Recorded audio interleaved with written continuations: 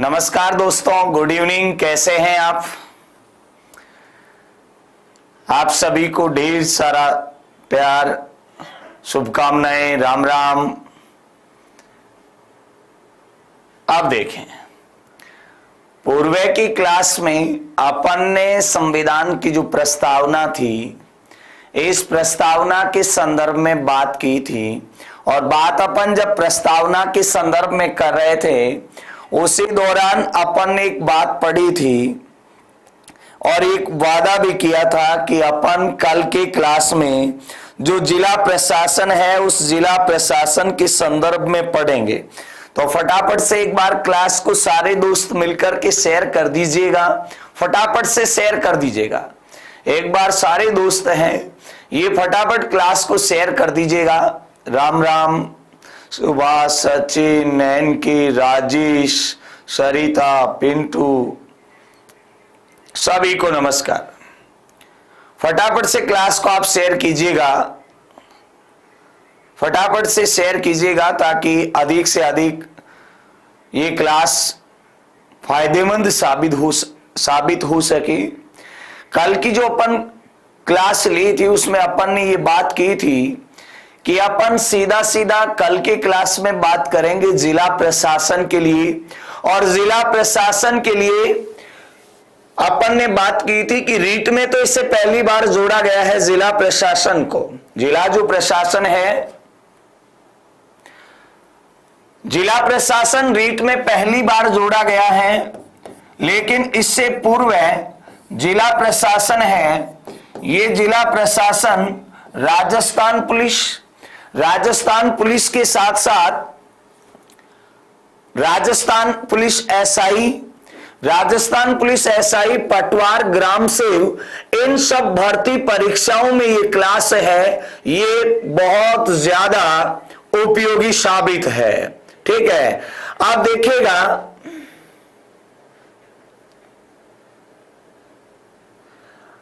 देखिएगा क्लास शुरू हो गई है, क्लास स्क्रीन पर ही हो रही है। क्लास शुरू करो सर, स्क्रीन पर करो, वादा है। कोई प्रॉब्लम आए तो स्टूडेंट देख को बता देना। बिल्कुल, राम राम, सभी को राम राम। डीपली बताना, बिल्कुल डीपली ही बताया जाएगा। और पहले ही मैं स्पष्ट कर दूं कि ये क्लास है, ये रीट में नई जोड़ी गई है। ये जो जिला प्रशासन का टॉपिक है ये रीट में तो पहली बार जोड़ा गया है, लेकिन इससे पहले पुलिस एसआई के साथ साथ पटवार और ग्राम सेवक में ये परीक्षा बहुत ज्यादा उपयोगी रही है। तो फटाफट एक बार क्लास को शेयर कर दीजिएगा। ठीक है, बिल्कुल नोट्स की पीडीएफ मिल जाएगी। और अभी मैं शाम को ही टेलीग्राम चैनल का लिंक नीचे आपको डिस्क्रिप्शन में मिल जाएगा। अभी नहीं है, क्लास खत्म होने के बाद इसमें डिस्क्रिप्शन में मैं टेलीग्राम का लिंक जोड़ दूंगा, वहां से आप इस क्लास की पीडीएफ प्राप्त कर सकते हैं। अभी मैंने थोड़ी देर पहले उसी चैनल पे 1100 प्रश्न की पीडीएफ डाली है, जिसे भी आप प्राप्त कर सकते हैं, डाउनलोड करके उसकी फोटो कॉपी निकाल सकते हैं, जो क्वेश्चन हर भर्ती परीक्षा में उपयोगी है। ठीक है, जिला प्रशासन की अपन बात करें तो देखिए जिला प्रशासन से क्या तात्पर्य है, ये जिला प्रशासन क्यों अस्तित्व में आया और जिला प्रशासन मुगल काल के दौरान कैसा था। मुगल काल के अलावा गुप्त काल की बात करें, हर्षकालीन जिला प्रशासन की बात करें, उन सब की चर्चा अपन करेंगे। देखिएगा, ये जो जिला प्रशासन है इसमें एक चीज याद रखिएगा, प्रशासनिक सुगमता की दृष्टि से। किस दृष्टि से? प्रशासनिक जो सुगमता है, इस प्रशासनिक सुगमता के लिए जिला प्रशासन बना है। किस लिए बना है? प्रशासनिक सुगमता के लिए जिला प्रशासन बना है। प्रशासनिक सुगमता, एक मिनट, कुछ तकनीकी खराबी के कारण अपन कहें प्रशासनिक सुगमता। प्रशासनिक सुगमता के लिए क्या बनाए गए हैं? जिले बनाए गए हैं। प्रशासनिक सुगमता के लिए जो भौगोलिक क्षेत्रफल है इस भौगोलिक क्षेत्रफल को विभिन्न राज्यों में बांटा गया है। प्रशासनिक सुगमता के लिए जो भारत का भौगोलिक क्षेत्रफल है, इस भौगोलिक क्षेत्रफल को अपन ने किस में बांटा है? भौगोलिक क्षेत्रफल को अपन ने राज्यों में बांटा है। किस में बांटा है? राज्यों में बांटा है। और राज्यों को जो छोटी छोटी इकाइयां हैं, राज्यों की जो छोटी छोटी इकाइयां हैं, इन छोटी छोटी इकाइयों को अपन ने किस में विभक्त किया है? इकाइयों को जिला में विभक्त किया है। किस में विभक्त किया है?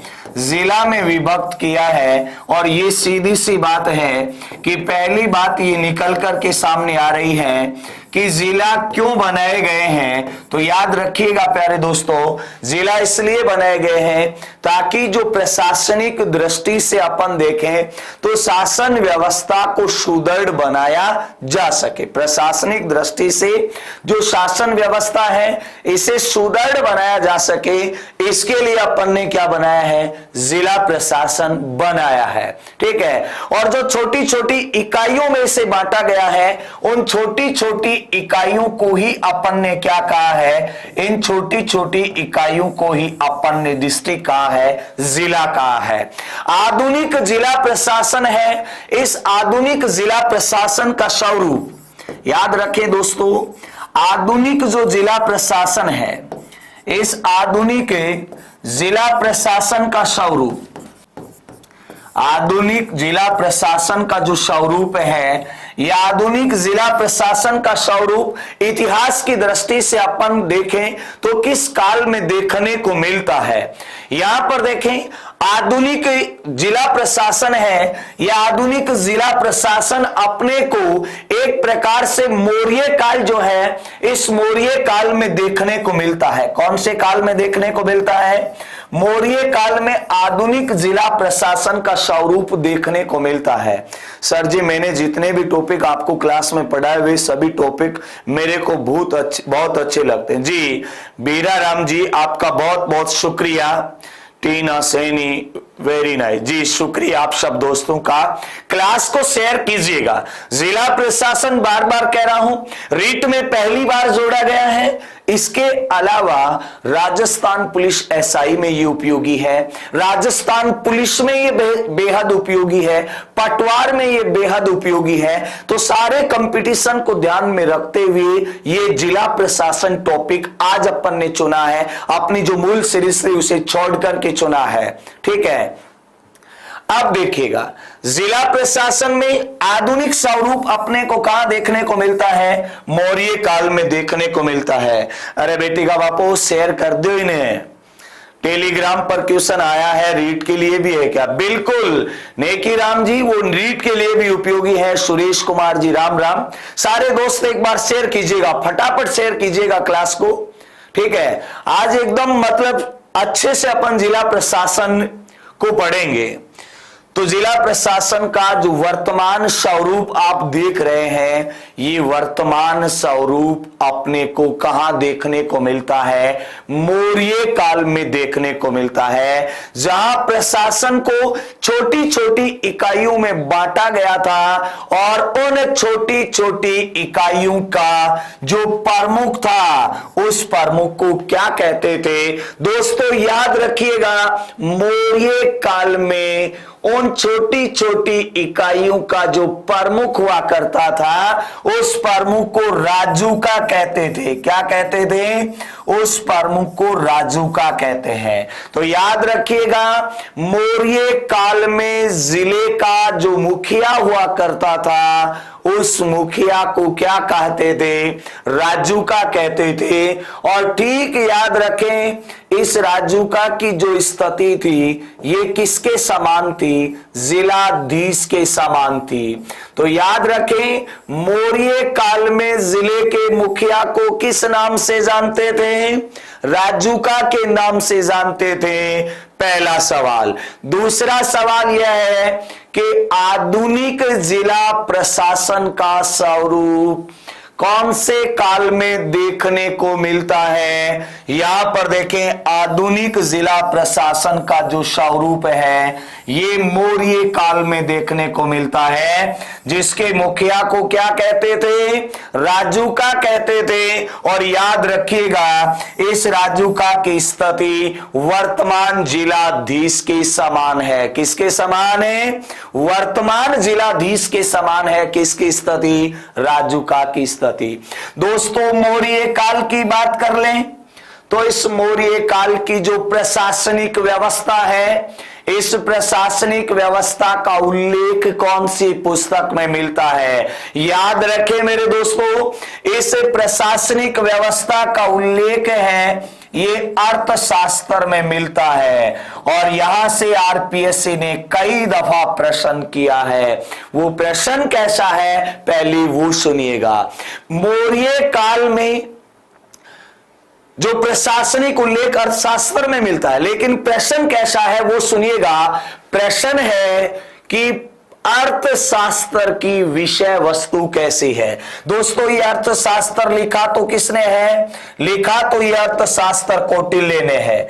ये अर्थशास्त्र लिखा तो किसने है? ये अर्थशास्त्र लिखा तो कौटिल्य ने है। किसने लिखा है? अर्थशास्त्र है ये कौटिल्य ने लिखा है। किसने लिखा है? कौटिल्य ने लिखा। लेकिन इसकी विषय वस्तु कैसी है?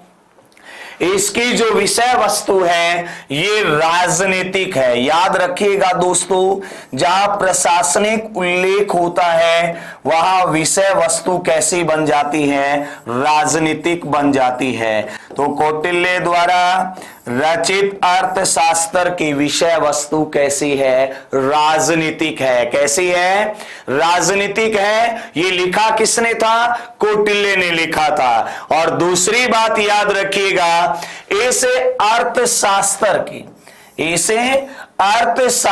की जो विषय वस्तु राजनीतिक है, लेकिन पूछ लिया जाए कि कौटिल्य द्वारा रचित अर्थशास्त्र का संबंध किससे है, तो दोस्तों याद रखिएगा इस अर्थशास्त्र का संबंध है ये मौर्य कालीन प्रशासन से है। कौन से?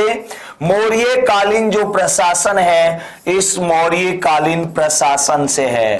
ठीक है, मेरे ख्याल से डीपली चल रहा है। एक बार आप फटाफट से क्लास को शेयर कीजिएगा, ऐसे मजा नहीं आएगा। ज्यादा से ज्यादा क्लास को शेयर कीजिएगा। जो साथी इस समय फेसबुक पेज पे देख रहे हैं वो एक बार यूट्यूब चैनल पे आ जाएं। यूट्यूब चैनल पे मैं आपके कमेंट्स पढ़ पाऊंगा। फटाफट शेयर कीजिएगा। जितने भी आए हैं वो सभी प्रश्न लेके आज तक नहीं लेके आया है, हो सकता है इसे भी बिल्कुल तमाम जो क्वेश्चन सीरीज है, पॉलिटिकल के जो प्रश्न है, अन्य शिक्षा मनोविज्ञान के प्रश्न है, इतिहास के प्रश्न है, उन सब प्रश्नों की प्रश्न सीरीज लेकर के जल्दी ही मैं आपके साथ उपस्थित होने वाला हूं। वो प्रश्न सीरीज टाइप होने के लिए चली गई है और जल्दी ही प्रश्न सीरीज के साथ दिनेश में मिलने वाला हूं आप सबसे। प्रश्न सीरीज में एक मैराथन सी क्लास होगी। ठीक है, लेकिन इससे पहले आप फटाफट क्लास को शेयर कीजिएगा। एक जोश के साथ आप इसे शेयर कीजिएगा, मजा आएगा पढ़ने में। तो आधुनिक जिला प्रशासन का स्वरूप है ये किसके समान है? मौर्य काल के समान है। मौर्य काल में जिला के मुखिया को क्या कहते थे? राजूका कहते थे। और यहां पर देखिएगा राजूका की स्थिति वर्तमान जो जिलाधीश है इस वर्तमान जिलाधीश के समान ही थी। ठीक है, मौर्य काल का उल्लेख है, प्रशासनिक उल्लेख कौन सी पुस्तक में है? अर्थशास्त्र में है। और मेरे प्यारे दोस्तों ये अर्थशास्त्र लिखा किसने था? कौटिल्य ने लिखा। इस अर्थशास्त्र की जो विषय वस्तु है ये विषय वस्तु कैसी रही? राजनीतिक रही। अर्थशास्त्र की विषय वस्तु कैसी रही? राजनीतिक रही। और इसका संबंध किससे है? तो याद रखिएगा दोस्तों इसका संबंध मौर्य कालीन प्रशासन से है।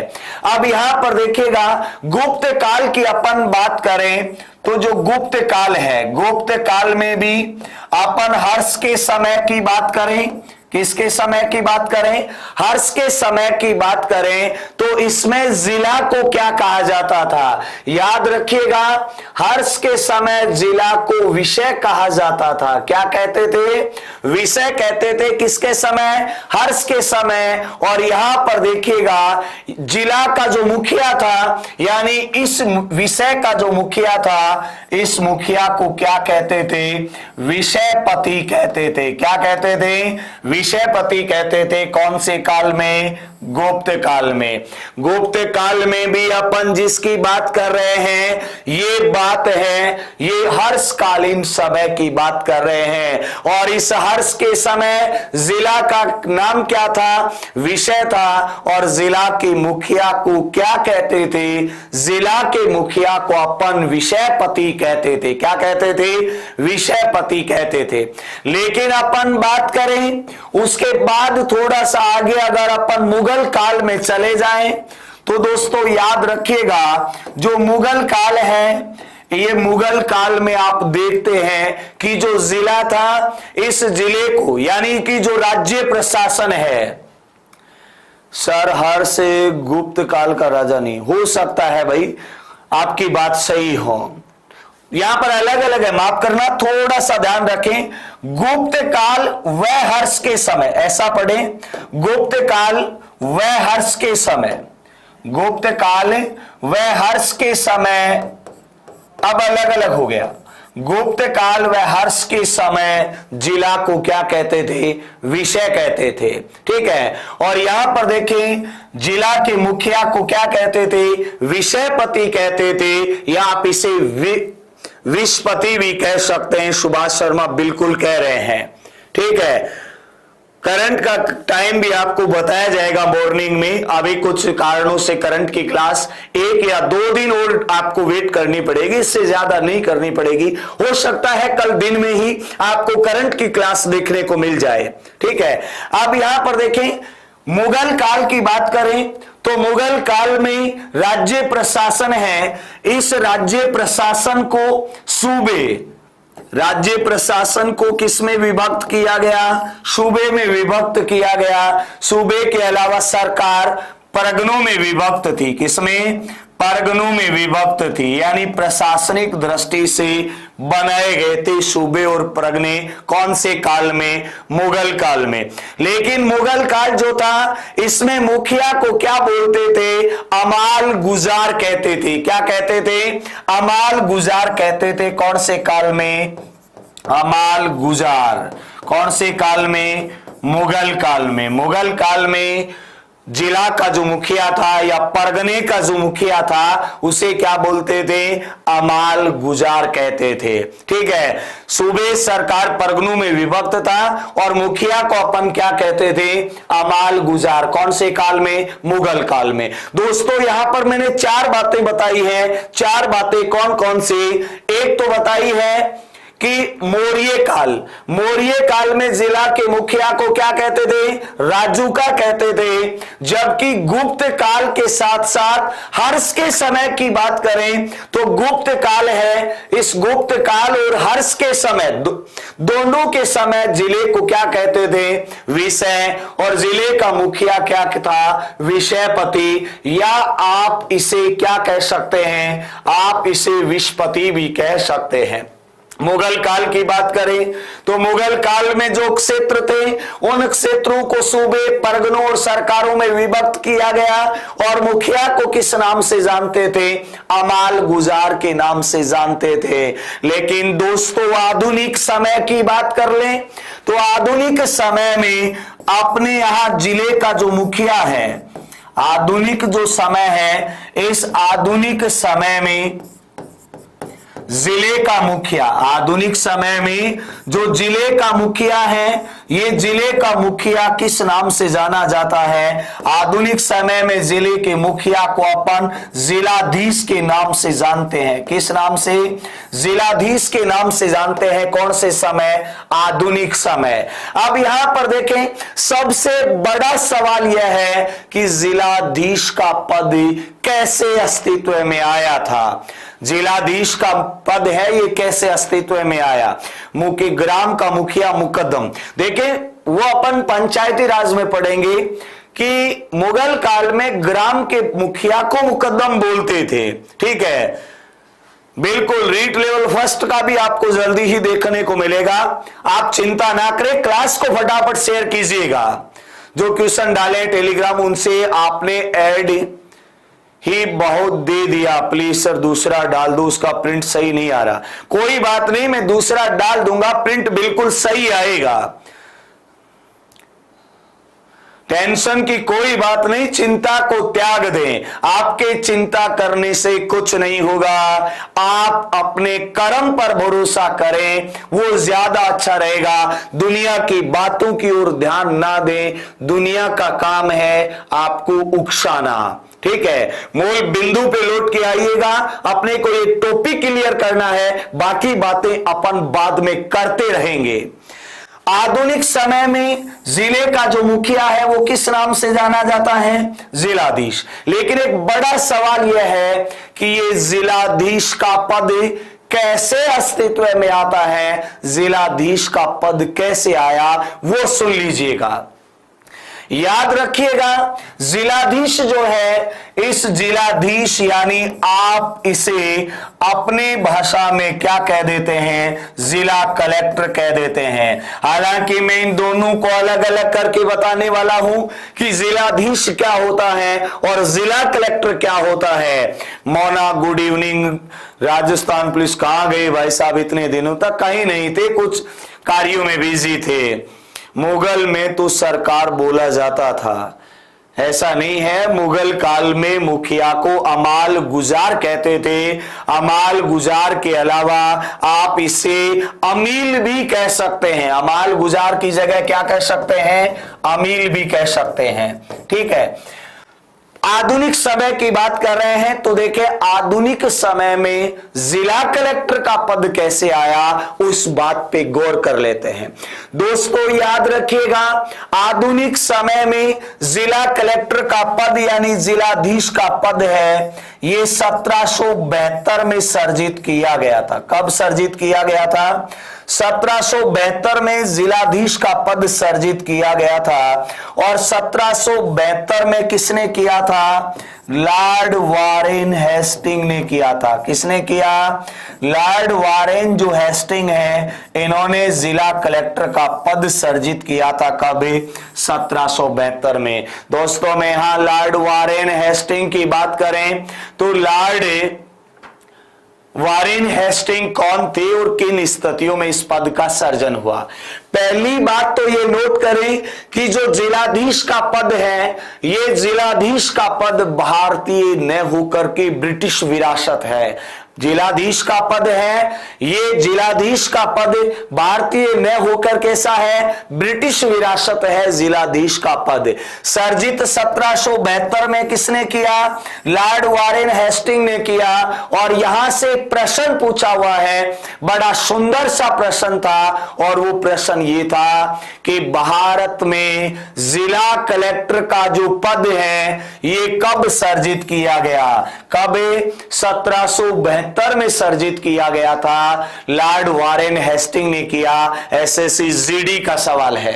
अब सुनिएगा, लॉर्ड वारेन हेस्टिंग 1772 में क्या थे, बाद में इनकी स्थिति क्या हुई, थोड़ा सा बेसिक जानकारी अपन ले लेते हैं।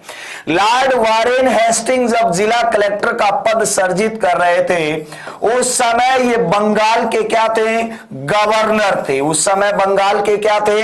गवर्नर थे। किस समय? 1772 में। कब? 1772 में सिर्फ बंगाल के गवर्नर थे। और आपको याद होगा कि बंगाल के गवर्नर का जो पद है, ये प्लासी के युद्ध में जब रॉबर्ट क्लाइव की विजय हुई थी 1757 में, उस प्लासी के युद्ध में के बाद रॉबर्ट क्लाइव बंगाल का पहला गवर्नर बना था। याद रखें दोस्तों, मैं सिर्फ गवर्नर बोल रहा हूं। तो बंगाल का पहला गवर्नर रॉबर्ट क्लाइव, बंगाल का आखिरी गवर्नर कौन था? Lord Warren Hasting. लेकिन 1773 में जब ब्रिटेन में सरकार बनी लॉर्ड नॉर्थ की, तो उन्होंने 1773 का रेगुलेटिंग एक्ट भारत भेजा था और इस 1773 के रेगुलेटिंग एक्ट में लॉर्ड वारेन हेस्टिंग को बंगाल के गवर्नर की जगह बंगाल का गवर्नर जनरल बना दिया। क्या बना दिया? बंगाल का गवर्नर जनरल बना दिया। बंगाल का जो गवर्नर जनरल है, ये गवर्नर जनरल बना दिया गया कब? 1773 में। लेकिन जब इन्होंने जिला कलेक्टर का पद सर्जित किया, उस समय केवल और केवल किस पद पे थे? केवल और केवल बंगाल के गवर्नर के पद पे थे। लेकिन बाद में इसकी शक्तियों को विस्तारित किया गया और शक्तियों को विस्तारित करते हुए 1773 के रेगुलेटिंग एक्ट, जो कि भारतीय संवैधानिक इतिहास का पहला अधिनियम था, इस अधिनियम में बंगाल के गवर्नर को क्या बना दिया गया? बंगाल का गवर्नर जनरल बना दिया गया। क्या बनाया गया? बंगाल का गवर्नर जनरल। और पहला कौन था? Lord Warren Hasting. मुंबई और मद्रास के गवर्नर हैं, ये बंगाल के गवर्नर जनरल के अधीन कर दिए गए थे। मुंबई और मद्रास के गवर्नर किसके अधीन हो गए थे? बंगाल के गवर्नर जनरल के अधीन हो गए थे। अब अपनी मूल लाइन पे आ जाइएगा। मूल लाइन ये थी कि आधुनिक समय में जिले के मुखिया को क्या कहते हैं? जिलाधीश कहते हैं। और ये जिलाधीश या जिला कलेक्टर का पद 1772 में किसने सर्जित किया? लॉर्ड वारेन हेस्टिंग ने। उस समय वो बंगाल के गवर्नर थे तथा 1773 के रेगुलेटिंग एक्ट के आने के बाद इसे बंगाल का गवर्नर जनरल बनाया गया। क्या किया गया? बंगाल का गवर्नर जनरल बनाया गया। अब देखें, थोड़ा सा अपन आगे जाएं तो यहां पर देखें, प्रशासन में सुगमता की दृष्टि से जो जिला है, प्रशासन में सुगमता की दृष्टि के लिए, प्रशासन में सुगमता या यूं कहें आसानी के लिए, सुगमता के लिए प्रत्येक जो जिला है, जिले को किस में बांटा जाता है? जिले को तहसील में अपन बांट देते हैं। तहसील के साथ साथ विभिन्न जो उपखंड हैं, इन उपखंडों में अपन जिले को बांट देते हैं। तहसील उपखंडों में जिले को विभाजित कर देते हैं ताकि अपन प्रशासनिक जो व्यवस्था है, इस प्रशासनिक व्यवस्था को सुदृढ़ और मजबूत कर सकें। इसके लिए अपन जो जिला है, इस जिले को किस में बांटते हैं? तहसील में बांट देते हैं। विभिन्न जो उपखंड हैं, इन उपखंडों में जिले को बांट देते हैं। लेकिन अपन बात करें जिला प्रशासन के उद्देश्य क्या है दोस्तों, सबसे इंपॉर्टेंट लाइन यही है कि जिला प्रशासन का उद्देश्य क्या है। जिला प्रशासन का उद्देश्य दोस्तों, जिला प्रशासन के उद्देश्य की अपन बात करें तो जिला प्रशासन के उद्देश्य को आप 3 अलग अलग भागों में बांट करके पढ़ सकते हैं। जिला प्रशासन का उद्देश्य क्या है? सबसे पहले देखें, जिला प्रशासन का पहला जो उद्देश्य है वो यह है कि कानून जो व्यवस्था है, इस कानून और व्यवस्था को लागू करना। पहला उद्देश्य क्या है कि जो कानून व्यवस्था है, इस कानून व्यवस्था को सुदृढ़ बनाना। कानून व्यवस्था को सुदृढ़ बनाना किसका उद्देश्य है? जिला प्रशासन का उद्देश्य है। क्या उद्देश्य है? कि जो कानून व्यवस्था है, इस कानून व्यवस्था को एक व्यवहारिक अमली जामा पहनाना, उसे वास्तविक जो कानून विधायिका ने बनाए हैं, सरकार ने जो निर्देशित दिए हैं, उन्हें व्यवहारिक रूप से धरातल तक लाना, आम नागरिकों के हितों को ध्यान में रखते हुए उन कानूनों को लागू करना किसका उद्देश्य है दोस्तों? तो याद रखिएगा, वो उद्देश्य जिला प्रशासन का है। दूसरे उद्देश्य की अपन बात करें तो सरकार का जो भू राजस्व है, इस भू राजस्व को एकत्रित करना। सरकार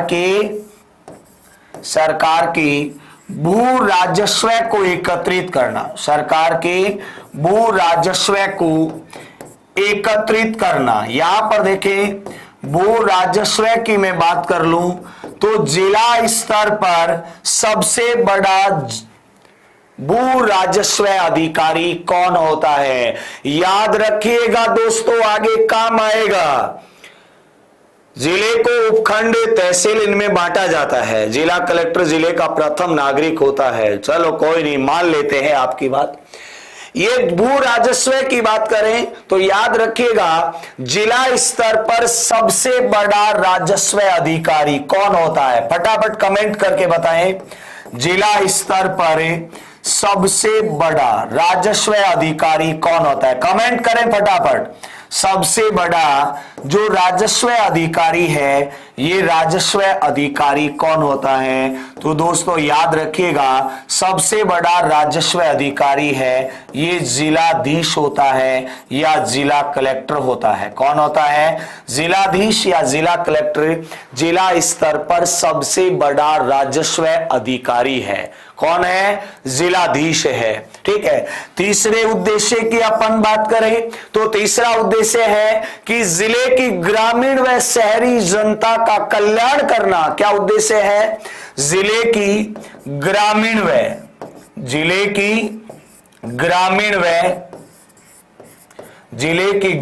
व जो शहरी जनता है, इस ग्रामीण व शहरी जनता का कल्याण करना। जिले की ग्रामीण व शहरी जनता का कल्याण करना किसका उद्देश्य है? जिला प्रशासन का उद्देश्य है। तो दोस्तों यहां पर जिला प्रशासन है, इस जिला प्रशासन के उद्देश्य ध्यान में रखने हैं। जिला प्रशासन के 3 उद्देश्य मैंने आपको बताए हैं। पहला उद्देश्य क्या है? कानून व्यवस्था को सुदृढ़ करना। पहला उद्देश्य क्या है? कानून व्यवस्था को सुदृढ़ करना। दूसरा उद्देश्य क्या है कि सरकार का जो भू राजस्व है, इस भू राजस्व को एकत्रित करना। और नोट डाल के अपनी कॉपी में भले ही लिख लेना, जिला स्तर पर सबसे बड़ा राजस्व अधिकारी कौन होता है? तो मेरे दोस्तों याद रखें, जिला स्तर पर सबसे बड़ा राजस्व अधिकारी है ये जिलाधीश ही होता है। कौन होता है? जिलाधीश सबसे बड़ा राजस्व अधिकारी है। कहां पर? जिला स्तर पर। ठीक है। इसके अलावा जिला स्तर पर सबसे बड़ा अधिकारी अभी अपन ने देखा कौन है? जिलाधीश। तो क्यों ना सबसे पहले अपन जिला प्रशासन में किसको पढ़ लें? जिलाधीश को पढ़ लें। किसको पढ़ लें? जिलाधीश को पढ़ लेते हैं कि ये जिलाधीश क्या है, कैसे कार्य करता है, इसकी भूमिका क्या है, जिलाधीश के क्या कार्य हैं, उन सब बेसिक बातों पर अपन चर्चा करेंगे। लेकिन एक बार पुनः आप इसे शेयर कर दीजिएगा। ठीक है। अब देखिएगा, स्क्रीनशॉट आराम से ले लेना। मैं एक बार लास्ट में सारे जो स्क्रीन जितने भी लिखे गए हैं सबको बारी बारी से साइड कर दूंगा, आप इसका स्क्रीनशॉट ले लेना, आप आराम से पढ़ते जाएं इतनी देर। अब देखें, सबसे पहले अपन जिलाधीश की बात करें तो जिलाधीश किस किस की भूमिका में काम करता है पहले तो वो सुनिएगा। ये जिले का सबसे बड़ा राजस्व अधिकारी है। यह एक प्रकार से जिलाधीश जिले के एक डिस्ट्रिक्ट मजिस्ट्रेट की भूमिका में ये काम कर रहा होता है।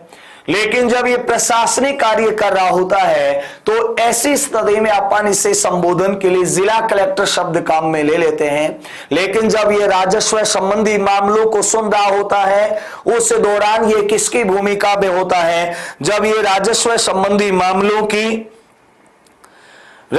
संबंधी मामलों की सुनवाई कर रहा होता है तो उस दौरान सीधा सीधा है कि यह किसकी भूमिका में होता है? जिलाधीश की भूमिका में होता है। यह जिले का सबसे बड़ा निर्वाचन अधिकारी भी होता है। जिलाधीश है, यह जिलाधीश जिले का सबसे बड़ा निर्वाचन अधिकारी भी होता है। ध्यान रखना, जब लोकसभा, विधानसभा या स्थानीय स्वशासन के संबंध में चुनाव आयोग चुनाव करवाता है तो उस दौरान है ये सीधा सीधा याद रखें जिले का सबसे बड़ा निर्वाचन अधिकारी होता है। ठीक है। अब मैं साइड हो जाऊंगा। भरत कुमार सही कह रहे हैं कि अगर मैं साइड हो गया तो फिर ऐसी स्थिति में पढ़ाएगा कौन? लेकिन चिंता ना करें भरत, एक आदमी 1000 अपने तैयार कर जाएगा, ये विश्वास रखिएगा। एक समय ऐसा आएगा कि जब ऐसे ही आपको पढ़ाने वाले बहुत से गुरुजी देखने को मिलेंगे, ये भी मेरा वादा है। ये खुला प्लेटफॉर्म है, कोई भी चाहे तो अपनी प्रतिभा का प्रदर्शन कर सकता है, अपने अंदर भरे हुए जो भी अपनी क्षमता है, जो भी कौशल है, उसका प्रदर्शन कर सकता है। ठीक है, अब देखिएगा, बिल्कुल सावित्री, मैं आपकी बात को समझ रहा हूं, पा रहा हूं आपका मैसेज। हाँ जी, अब देखें, जिलाधीश की अपन बात करें तो याद रखिएगा, जिलाधीश जिला स्तरीय प्रशासन का प्रधान है। जो जिलाधीश है, ये जिलाधीश जिला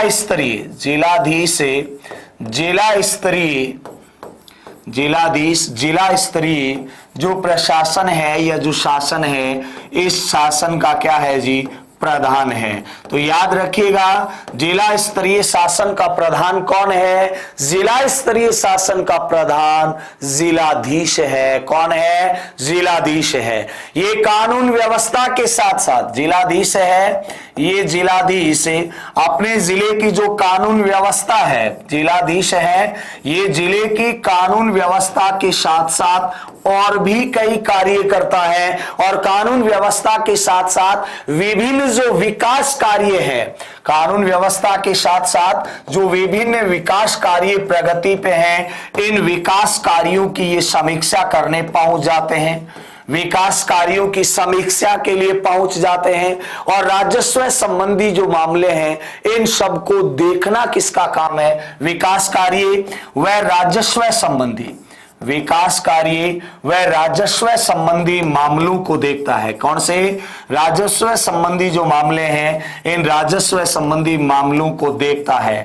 अगर फिर भी आपको नहीं समझ आ रहा है तो आप अपने दैनिक जो भी जीवन है, इसमें जिला कलेक्टर की महत्ता को समझें और सीधा सीधा देख लें कि जिले में, जैसे मान लीजिएगा आपके जिले में कोई विशाल सभा का आयोजन होने वाला है, विशाल मेले का आयोजन होने वाला है, उस दौरान आप देखते हैं कि जिला कलेक्टर महोदय हैं, ये सीधा सीधा वहां व्यवस्थाओं का जायजा लेने पहुंच जाते हैं। क्यों? क्योंकि कानून व्यवस्था देखना इन्हीं के अंडर में आता है।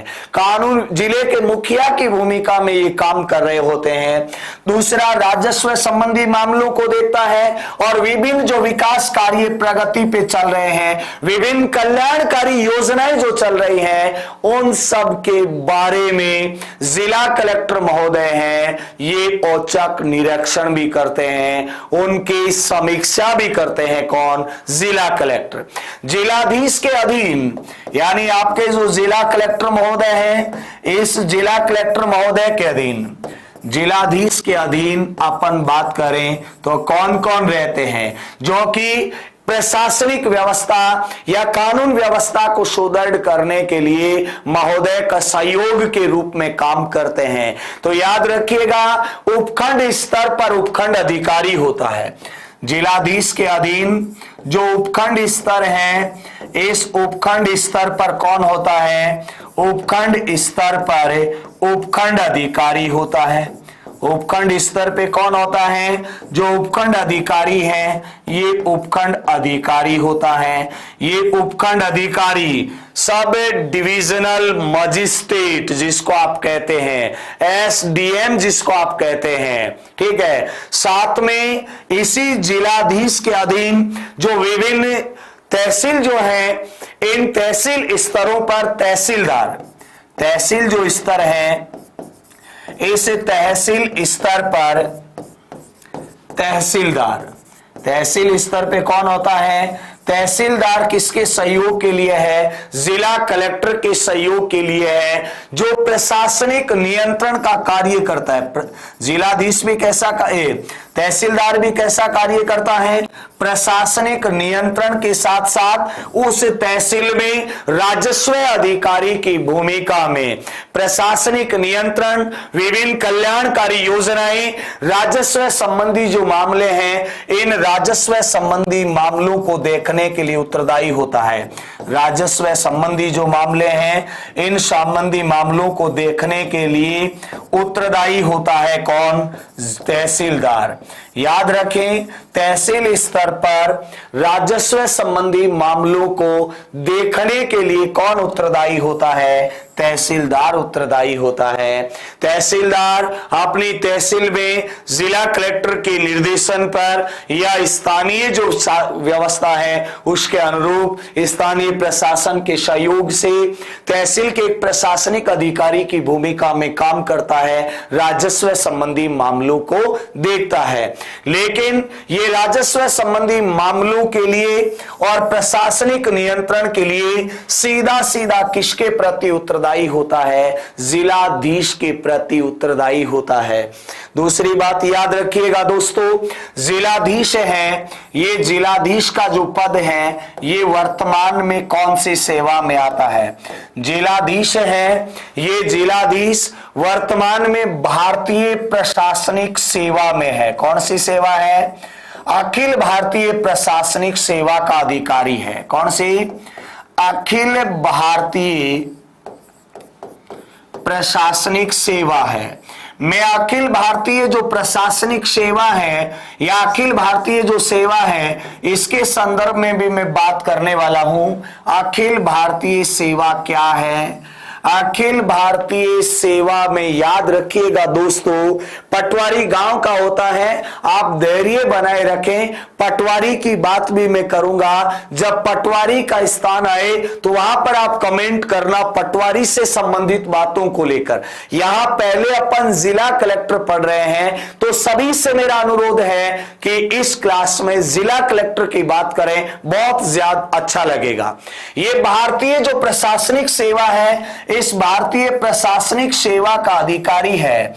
अब आप मुझसे पूछेंगे कि प्रशासनिक सेवा और भारतीय प्रशासनिक सेवा और एक शब्द आपने लिख दिया अखिल भारतीय प्रशासनिक सेवा, इन दोनों में अंतर क्या है? भारतीय प्रशासनिक सेवा और अखिल भारतीय प्रशासनिक सेवा, इन दोनों में अंतर क्या है? तो दोस्तों याद रखिएगा, भारतीय जो प्रशासनिक सेवा है इसका केंद्र और राज्य दोनों के लिए महत्व नहीं है। लेकिन शब्द आ जाए अखिल भारतीय सेवा तो याद रखिएगा इसका केंद्र व राज्य दोनों के लिए, केंद्र व राज्य दोनों के लिए समान महत्व है। अब आप कहेंगे समान महत्व कैसे है? मैं थोड़ा सा पीछे जाऊंगा। 1947 में जब अपनी संविधान सभा काम कर रही थी उस संदर्भ में भी मैं जाऊंगा। पहले से समझ लें कि ये केंद्र और राज्य दोनों के लिए समान महत्व कैसे रखता है। दोस्तों जिलाधीश है, ये एक IAS है, इंडियन एडमिनिस्ट्रेशन सर्विस, भारतीय प्रशासनिक सेवा है। लेकिन भारतीय प्रशासनिक सेवा में भी कैसी है? अखिल भारतीय सेवा है।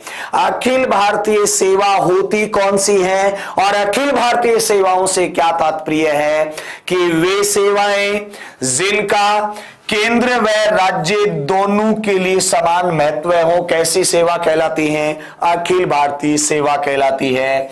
और याद रखिएगा दोस्तों, संविधान का एक अनुच्छेद आता है, अनुच्छेद 312, और अनुच्छेद 312 में क्या कहा गया है? अनुच्छेद 312 में कहा गया है कि अखिल भारतीय सेवाओं का सर्जन राज्यसभा करेगी। याद रखिएगा, जो अखिल भारतीय सेवाएं हैं, इन अखिल भारतीय सेवाओं का सर्जन कौन करेगी? अखिल भारतीय सेवाओं का सर्जन है, ये अखिल भारतीय सेवाओं का सर्जन राज्यसभा करेगी। कौन करेगी? राज्यसभा है, ये राज्यसभा अखिल भारतीय सेवाओं का सर्जन करेगी। कौन सा अनुच्छेद कह रहा है? 312। और वर्तमान में अखिल भारतीय सेवाएं कितनी हैं? याद रखें, अखिल भारतीय सेवाएं 3 हैं, IAS Indian administration service, IPS Indian police service, और एक आता है IFS अब आप कहेंगे ये ओ क्यों लिखा, तो यह फॉरेस्ट सर्विस से है। आप कहेंगे भारतीय जो विदेश सेवा है, ये विदेश सेवा क्या है? दोस्तों विदेश सेवा भारतीय सेवा तो है, प्रशासनिक सेवा है, लेकिन दूसरी बात याद रखें वो कैसी नहीं है, अखिल भारतीय सेवा नहीं है। अब दूसरे पड़ाव की ओर चले जाएं कि ये केंद्र और राज्य दोनों के लिए समान महत्व कैसे रखती है। तो याद रखिएगा दोस्तों, आप देखते हैं कि एक जिला कलेक्टर है, ये कुछ समय के लिए जिले में जिलाधीश की भूमिका में काम कर रहा होता है और थोड़े दिन बाद आप देखते हैं कि ये विभिन्न विभागों में सचिव के पद पर चला जाता है, जो कि चाहे केंद्र के हो चाहे राज्य की हो। ठीक है, कैसे गायब हो गया है आपके वीडियो पर? लाइक गायब नहीं हुआ है, लाइक आपको मिल जाएगा।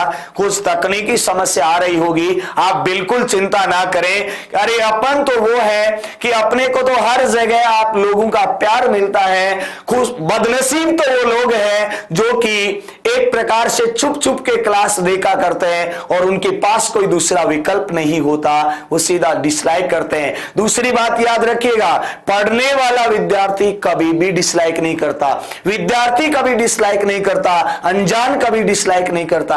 तो डिसलाइक करें, इससे भी कोई फर्क नहीं पड़ता। मुझे मेरे छात्रों पर पूरा भरोसा है कि वो ऐसा कभी करेंगे ही नहीं। तो मैं लाइक के बटन को क्यों गायब करूंगा, आप खुद सोचिएगा ये बात, क्योंकि आज तक आपने ऐसा कभी किया ही नहीं, तो मैं क्यों उसे हटाऊंगा। मूल बिंदु पे आइएगा।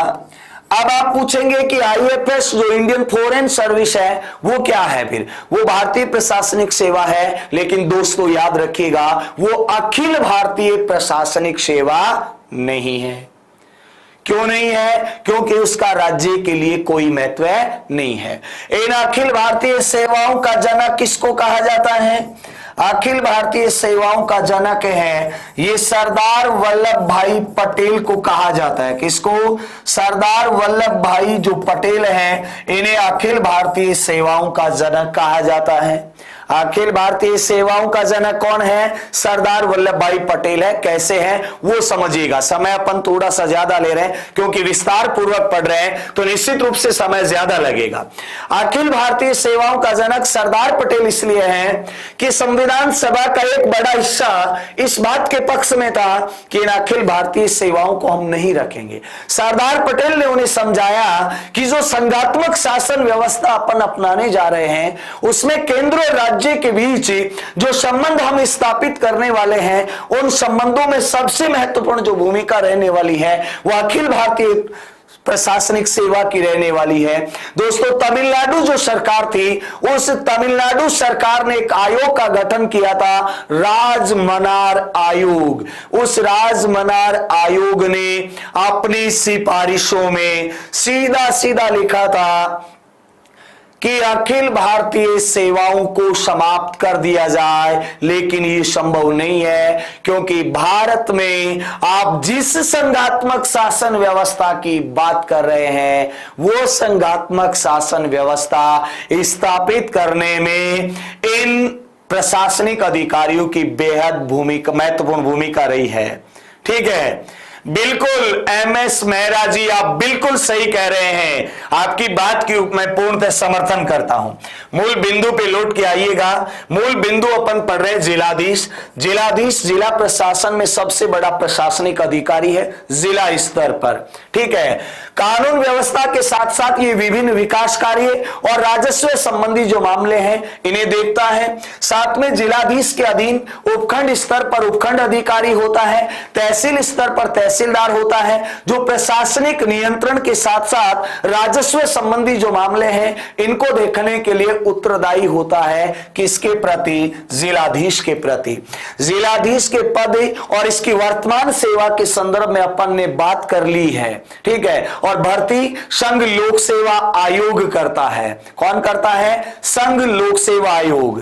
ठीक है, इसके बाद देखें अपन आगे बात करें जिलाधीश की भूमिका।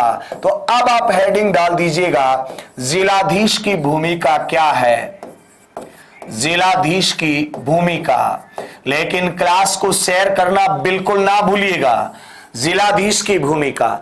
जिलाधीश की भूमिका की बात करें तो पहली भूमिका तो अभी अपन ने देखा कि जिलाधीश है, ये जिला प्रशासन का क्या होता है, प्रधान होता है। जिलाधीश है, इसकी पहली भूमिका तो क्या होती है कि ये जिला प्रशासन का क्या है, जिला प्रशासन का प्रधान है, या जिला प्रशासन का जो मुखिया है, ये मुखिया कौन है जी, जिलाधीश है। ये प्रश्न कई बार पूछा जाता है कि जिला स्तरीय प्रशासन का प्रधान कौन होता है, तो दोस्तों याद रखिएगा, जिला स्तरीय प्रशासन का जो प्रधान है ये जिलाधीश होता है। दूसरी भूमिका पर अपन जाएं तो जिला स्तर पर राज्य सरकार का प्रतिनिधित्व करता है। यह सबसे महत्वपूर्ण लाइन है कि जिला स्तर पर राज्य सरकार का प्रतिनिधित्व करता है। जिला स्तर पर जो राज्य सरकार है, इस राज्य सरकार का प्रतिनिधित्व करता है। जिला स्तर पर राज्य सरकार का प्रतिनिधित्व कौन करता है, जिलाधीश करता है। कौन करेगा, जिलाधीश करेगा राज्य सरकार का प्रतिनिधित्व। कौन से स्तर पर है, जिला स्तर पर। ठीक है, दूसरा याद रखिएगा, जिलाधीश है, ये जिला प्रशासन की धुरी है। जिलाधीश है, ये जिलाधीश जिला प्रशासन की धुरी है। जिलाधीश है, ये जिला प्रशासन की क्या है, जिला प्रशासन की धुरी है। याद रखिएगा, धुरी का मतलब यहां पर क्या है, दूरी का मतलब यहां पर है कि पूरा का पूरा जिला प्रशासन है, ये जिलाधीश पर ही निर्भर करता है। जिलाधीश चाहे जितना मजबूत स्थापित कर सकता है जिला प्रशासन को। ठीक है सर जी, आपकी क्लास सब जगह मैंने शेयर कर दी है कोचिंग वाले ग्रुप में। जी सावित्री, आपका बहुत बहुत शुक्रिया। सभी दोस्त मिलकर के शेयर करें, आज बड़ा मजा आ रहा है। लाइव की संख्या भी रोज की तुलना में लगभग अपनी दुगुनी हो गई है और कोशिश करेंगे कि यही संख्या एक दिन हजारों में पहुंचे, ये संख्या एक दिन लाखों में पहुंचे। लेकिन आपका साथ रहा तो मैं बड़ी से बड़ी चुनौती से टकरा जाऊंगा और आपके हर हौसले को एक नई उड़ान देकर के जाऊंगा। ठीक है, जिला प्रशासन की दूरी है, पूरा का पूरा जिला प्रशासन किस पर है, टिका हुआ है, जिलाधीश के ऊपर टिका हुआ है, जिलाधीश की कार्यशैली पर टिका हुआ है जिला का पूरा प्रशासन। जिलाधीश राज्य, जिला प्रशासन तथा जनता के मध्य कार्य करता है। जो जिलाधीश है, ये जिलाधीश किस किस के बीच कड़ी का काम करता है, जिलाधीश है ये राज्य सरकार के साथ साथ अपन यूं कहें जो जिला प्रशासन है, उस जिला प्रशासन में चाहे तहसीलदार हो, चाहे एसडीएम हो या अन्य प्रशासनिक अधिकारी हो, जिला प्रशासन तथा जनता के मध्य किसका कार्य करता है, जनता के मध्य कड़ी का कार्य करता है। जनता के मध्य कड़ी का कार्य कौन करता है, जिलाधीश कार्य करता है। याद रखिएगा, जिलाधीश है ये राज्य सरकार, जिला प्रशासन और जनता, इन तीनों के बीच समन्वय स्थापित करते हुए कार्य करता है कौन, जिलाधीश। जिलाधीश है ये जिला मजिस्ट्रेट के रूप में काम करता है। किस रूप में है, जिला मजिस्ट्रेट के रूप में है। जिलाधीश है ये जिलाधीश जिला मजिस्ट्रेट के रूप में काम करता है। किस रूप में, जिला जो मजिस्ट्रेट है इस जिला मजिस्ट्रेट के रूप में काम करता है। मैंने थोड़ी देर पहले एक शब्द काम में लिया था डीएम, डिस्ट्रिक्ट मजिस्ट्रेट। याद रखिएगा दोस्तों, जिलाधीश है ये जिले का सबसे बड़ा राजस्व अधिकारी है। क्या है, जिले का सबसे बड़ा राजस्व अधिकारी है। ठीक है, रूप में कार्य करता है। वह अधीनस्थ जो न्यायालय हैं, इन अधीनस्थ न्यायालयों का पर्यवेक्षण जिलाधीश है। ये जिलाधीश जिले के तमाम जो अधीनस्थ जो न्यायालय हैं, इन अधीनस्थ जो न्यायालय हैं, इन अधीनस्थ न्यायालयों का पर्यवेक्षण करता है। पर्यवेक्षण के अलावा उन न्यायालयों पर अपना नियंत्रण स्थापित करता है, यानी औचक निरीक्षण वगैरह करता है। साथ में उस जिले में जो बंदी गृह हैं, जिलाधीश हैं, ये बंदी गृह जो है या आप इसे जो कारागार कहते हैं, इन कारागार के प्रशासन को भी नियंत्रण और निर्देशित करने की जिम्मेदारी किसकी है? जिला कलेक्टर की है। साथ में वह इन पर नियंत्रण व निर्देशन के साथ साथ एक प्रकार से इनका निरीक्षण भी करता है, इनके द्वारा किए गए कार्यों की समीक्षा के लिए भी काम करता है। कौन? जिला कलेक्टर। दोस्तों, जिला कलेक्टर की भूमिका अपन ने पढ़ ली। साथ में एक लाइन और याद रखिएगा, जिला कलेक्टर है, ये जिले के मसीहा के रूप में काम करता है। अब आप मुझसे पूछेंगे कि जिले के मसीहा के रूप में ये कैसे काम करता है? तो दोस्तों याद रखिएगा, आपातकाल के दौरान आपने देखा होगा, जिलाधीश के लिए आप एक शब्द काम में ले सकते हैं, जिले का मसीहा है ये। अब मसीहा कैसे है कि विभिन्न जो आपातकाल स्थिति पैदा हो जाती है, चाहे वह बाढ़ का बात हो, चाहे वो भूकंप की बात हो या अन्य किसी आपदा की बात हो, उस समय ये मसीहा बनकर के आता है और पूरे के पूरे प्रशासन को नियंत्रण व निर्देशित करता है। इसी की देख रेख में तमाम जो राहत कार्य हैं, ये राहत कार्य संपादित होते हैं। किसकी देख रेख में? जिलाधीश की देख रेख में। अब एक बड़ा सवाल जो शेष रह गया जिलाधीश के संदर्भ में, वो यही रहा कि जिलाधीश के कार्य क्या है? जिलाधीश के कार्य, दोस्तों जिलाधीश के कार्य की अपन बात करें, भूमिका अपन ने देख ली, लेकिन अब अपन पढ़ेंगे जिलाधीश के कार्य क्या है, जिलाधीश क्या काम करता है, उन सारी बातों पर चर्चा कर ले।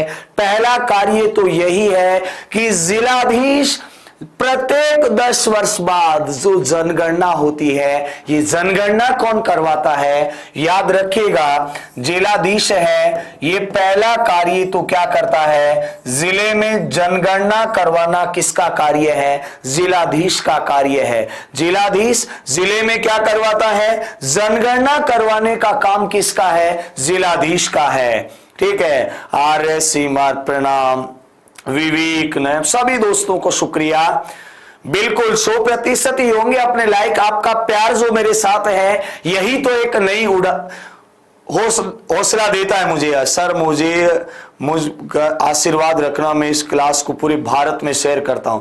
जी दिनेश कुमार, आपका बहुत बहुत शुक्रिया। ईश्वर हमेशा मां सरस्वती की कृपा आप पर हमेशा बनी रहे। आपसे दुनिया में सब कुछ छीना जा सकता है मेरे दोस्तों, लेकिन याद रखिएगा, आपके स्वयं की कार्य जो क्षमता है, कार्यशैली है, इसे दुनिया की कोई ताकत नहीं चुरा सकती।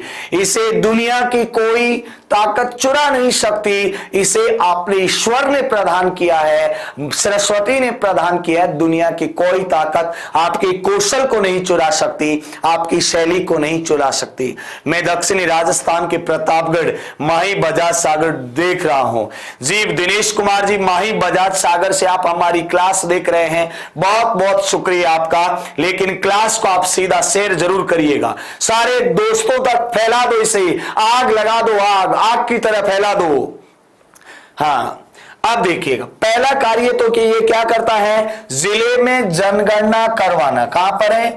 जिले में जनगणना करवाना किसका कार्य है? जिलाधीश का कार्य है। इसके अलावा संसद, विधानसभा और स्थानीय जो निकाय है, उनके चुनाव संपन्न करवाना। संसद में अपन कहें, यूं ही लिख देता हूं मैं सीधा, लोकसभा, लोकसभा के साथ साथ विधानसभा, लोकसभा, विधानसभा व स्थानीय स्वशासन, इसमें दोनों इकाइयां आ गई हैं, चाहे वो शहरी इकाई हो चाहे वो ग्रामीण इकाई हो। लोकसभा, विधानसभा और स्थानीय स्वशासन के चुनाव से संबंधित नियंत्रण व निर्देशन कौन करता है? नियंत्रण व निर्देशन कौन करेगा? जिलाधीश करेगा। नियंत्रण व निर्देशन कौन करता है? जिलाधीश करता है। याद रखिएगा, जिलाधीश है ये जिले का सबसे बड़ा निर्वाचन अधिकारी होता है। जिलाधीश है ये जिलाधीश जिले का सबसे बड़ा निर्वाचन अधिकारी होता है। और ये सबसे बड़ा निर्वाचन अधिकारी होने के नाते दोस्तों एक महत्वपूर्ण बात बताने जा रहा हूं, जब लोकसभा या विधानसभा जो चुनाव है, इस लोकसभा और विधानसभा चुनाव के समय जिलाधीश क्या करता है? उस समय ये 3 मतदान अधिकारियों की नियुक्ति करता है। पीठासीन अधिकारी अलग होता है, लेकिन 3 मतदान अधिकारियों की नियुक्ति करता है, जिनमें प्रथम, द्वितीय और तृतीय होते हैं। उनके कार्य भी मैं आपको बताने वाला हूं। दूसरा, लोकसभा और विधानसभा चुनाव एक साथ अगर होते हैं तो इस दौरान ये प्रत्येक मतदान केंद्र पर 5 निर्वाचन अधिकारियों की नियुक्ति करके भेजता है। कितने? 5 निर्वाचन अधिकारियों की नियुक्ति करके भेजता है। जैसे कि एक चुनाव में ये 3 भेजेगा, मतदान केंद्र पे 3 निकाय भेजेगा। ग्रामीण क्षेत्र में भी सर जी बिल्कुल, मैंने स्थानीय स्वशासन में ये कहा है कि शहरी और ग्रामीण दोनों आ गए। शहरी क्षेत्रों में नगर पालिकाएं हैं, ग्रामीण क्षेत्रों में पंचायती राज की इकाइयां हैं। अब देखिएगा, प्रथम जो मतदान अधिकारी होता है, इस प्रथम मतदान अधिकारी के लिए याद रखिएगा, ये मतदाता का सत्यापन करता है कि मतदाता जो वोट डालने आया है उसका किस स्थान पे क्रमांक है, उसकी क्या पहचान है, यानी पहचान सुनिश्चित करना प्रथम मतदान अधिकारी का कार्य है। दूसरा, द्वितीय मतदान अधिकारी, यह मतदाता के बाएं हाथ की तर्जनी अंगुली पर, बाएं हाथ की तर्जनी अंगुली के नाखून के ऊपरी हिस्से में अमिट स्याही लगाता है तथा मतदाता को एक प्रकार से यह सुनिश्चित करवा देता है कि आप लोकतंत्र में अपने मत का प्रयोग करने जा रहे हैं। तीसरा जो अधिकारी होता है तृतीय अधिकारी, उस तृतीय अधिकारी के द्वारा ईवीएम मशीन का कंट्रोल अपने पास रखा जाता है, ठीक है, जिससे मतदाता ये सुनिश्चित कर पाता है कि हां, मैंने इस मतदान अधिकारी के निर्देशन में मेरे मत का प्रयोग किया है। तो जिले का सबसे बड़ा निर्वाचन अधिकारी कौन है? जिलाधीश है। और इस जिलाधीश का लोकसभा, विधानसभा और स्थानीय स्वशासन की इकाइयों का चुनाव करवाना इन्हीं का काम है, क्योंकि ये निर्वाचन अधिकारी की भूमिका में होता है। साथ में जिले में जो विभिन्न विस्थापित जो हैं, इन विस्थापित जो जनता है, इस विस्थापित का पंजीकरण कौन करता है? विस्थापित का पंजीकरण करना भी जिलाधीश का कार्य है। विस्थापित का पंजीकरण करना और साथ में उनका पुनर्वास स्थापित करना, वह उनका पुनर्वास स्थापित करना, वह उनका पुनर्वास स्थापित करना किसका कार्य है दोस्तों? स्थापित करना जिलाधीश का कार्य है। साथ में जिले में विभिन्न विकास कार्य और जो कल्याणकारी योजनाएं चल रही हैं, इन विकास कार्य एवं कल्याणकारी योजनाओं का क्रियान्वयन कौन करता है? तो दोस्तों याद रखिएगा, जिले में जो विभिन्न विकास कार्य हैं, विभिन्न जो विकास कार्य हैं, इन विकास कार्यों के साथ साथ विभिन्न जो कल्याणकारी योजनाएं हैं, साथ साथ विभिन्न जो कल्याणकारी योजनाएं चल रही है राज्य सरकार की या केंद्र सरकार की, इन कल्याणकारी योजनाओं का नियंत्रण व निर्देशन करता है। कल्याणकारी योजनाओं का क्या करेगा? नियंत्रण व निर्देशन करना भी किसका कार्य है? जिला कलेक्टर का कार्य है। और साथ में यही जिला कलेक्टर महोदय प्रोटोकॉल से संबंधित जो भी बातें हैं, उन प्रोटोकॉल से संबंधित तमाम दायित्वों का निर्वहन करता है।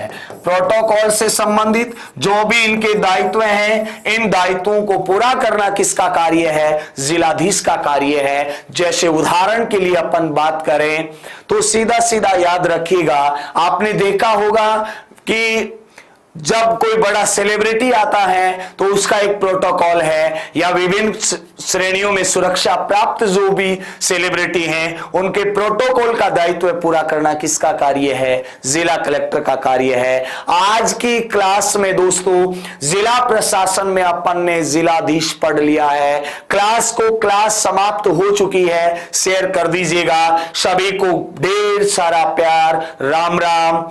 सभी आराम से रहें। Good night. कैसे हैं भाई आप? फटाफट कमेंट करके आप अपनी बात को रखें। फटाफट से कमेंट करके आप अपनी बात को रखें। सभी को नमस्कार। राम राम। Very good. आज तो मजा आ गया क्लास को देख करके, वाकई आज मजा आ गया। आप सबको बहुत बहुत धन्यवाद। रोज अपनी क्लास इसी प्रकार की होनी चाहिए। मजा आता है ऐसी क्लास को देख करके। सभी को शुक्रिया।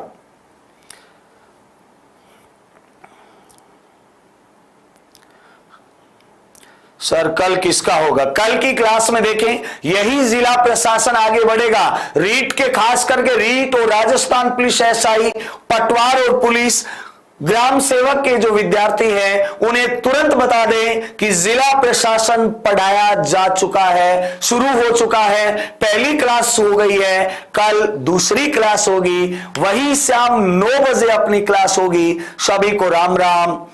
सावित्री, अरुण, सरिता, मंगल, अनिल कुमार, प्रियंका, सभी को good evening, good night, Ram Ram, जय हिंद, जय भारत। क्लास अभी कुछ देर में आपको बंद मिलेगी, लेकिन आज वाकई मजा आ गया आप सबके स्नेह को देखते हुए। कल एक दुगुनी ऊर्जा के साथ फिर मिलेंगे। जय हिंद, जय भारत, गुड नाइट। बिल्कुल क्लास अपनी रोज होगी। बिल्कुल आज वाला टेलीग्राम पे आपको मिल जाएगा, लेकिन क्लास को आप ज्यादा से ज्यादा शेयर कीजिएगा। फटाफट क्लास को आप शेयर कीजिएगा।